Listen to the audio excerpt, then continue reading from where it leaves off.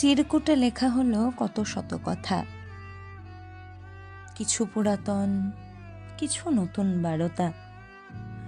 প্রেম নথি ছিল কেবা, শিমুল পলাশ এবা। তুমি আছো, তুমি ছিলে আবির রঙের ভিড়ে।